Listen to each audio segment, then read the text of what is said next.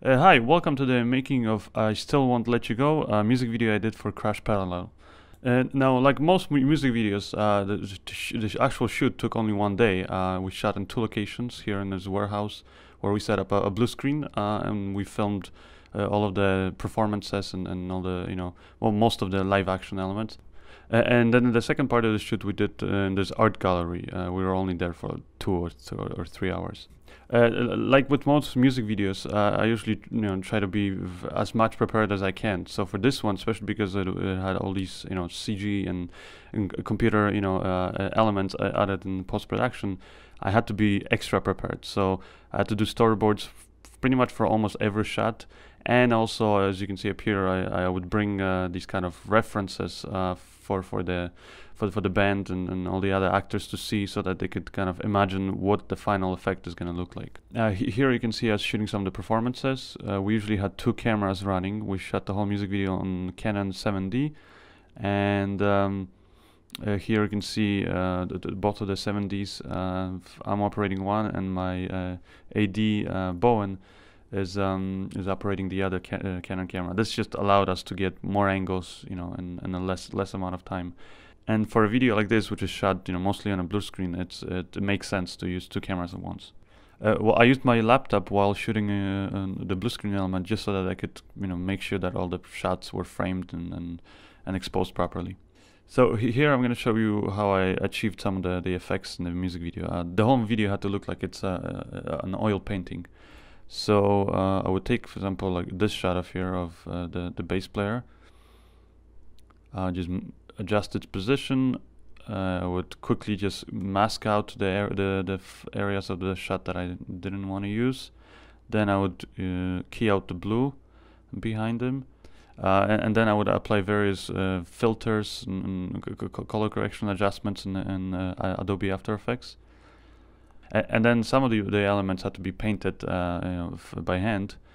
So I used a Wacom tablet, and I just painted it right in Adobe After Effects. Some of the elements I painted in of Adobe Photoshop, and then I would just composite them into the shots.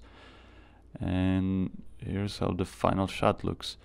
Now, some of these shots we wanted to make it look like they're part of an actual painting inside the gallery. So I would just take a shot of a frame that we got on a dolly, and then I would just put my performance shot into that frame and make it look like it's an actual painting.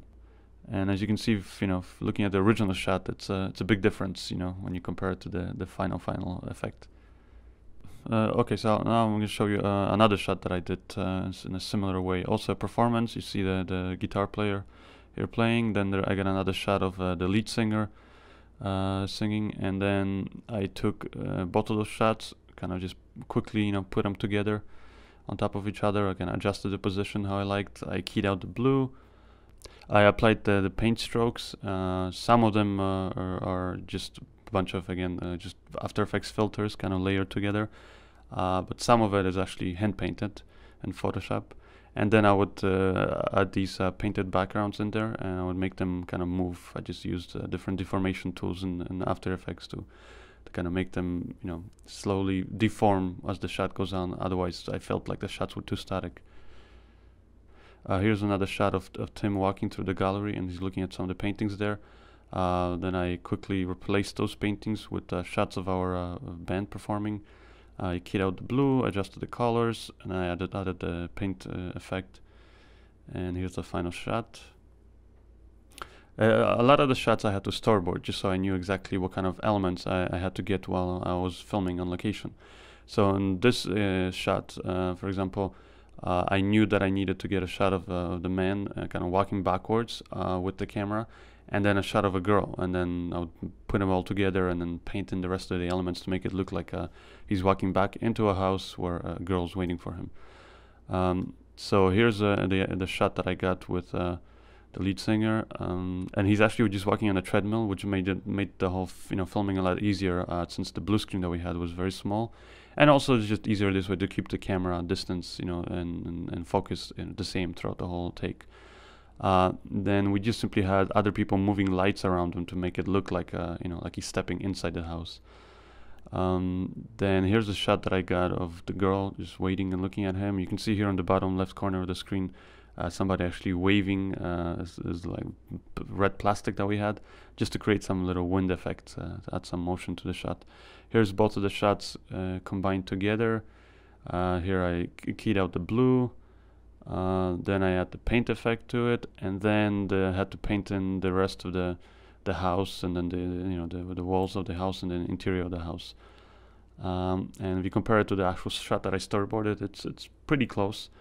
And here's the final shot.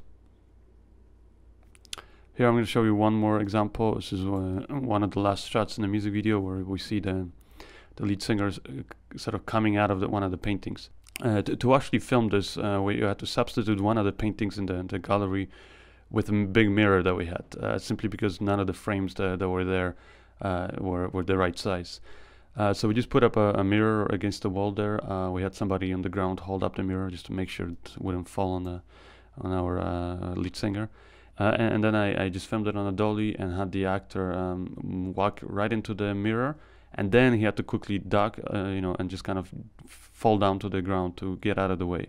So I would get a clean shot. Then when I actually play that shot backwards, it looks like this. Then at the end up here, I'm going to be adding another element to the frame to make it look like he's looking at a painting. And here at the beginning of the shot, I actually had to composite a blue screen element that we shot. So again, it was the lead singer walking on a treadmill. I put that in at the beginning of the shot, just here a very rough version of it. Then also I got a shot of the girl just kind of looking at him. I keyed it out, put in some background elements, added the whole paint effect, and then I composited into the shot here at the end.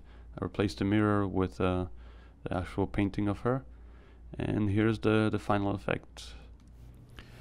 I hope you guys enjoyed this little making of and behind the scenes of the music video. I Still Won't Let You Go, and check out my YouTube channel for more behind the scenes and little filmmaking tutorials and tips and tricks, as well as just interesting little music videos and video and films that I do specifically here for YouTube. Thanks, and see you next time.